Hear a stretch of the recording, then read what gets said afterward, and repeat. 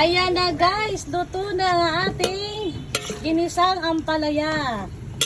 Tinanggal ko na siya sa kalan, tinabi ko na at hinahalo-halo ko siya guys. Tignan nyo guys, binutasan ko na naman ang gitna o nilagyan ko ng space ang gitna para sumingaw ang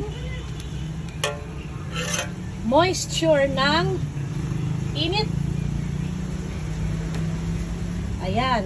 Kasi guys, yung kawali natin mismo guys, mainit pa.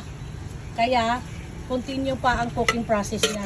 Kaya, ang ating ginawa, halo-haloin natin. Ayan. Hanggang sa mag-subside ang usok na yan. Nakita nyo yung usok na yan guys. Yan. O, diba? O. Yan. Mainit yan. Ayan. Para yung pagkahapok niya guys, ma-maintain pa. Ayan. Ayan guys. So let's start eating naman guys. Bye. Thank you for watching for my cooking. Ginisang ampalaya for the day. Our lunch. Bye.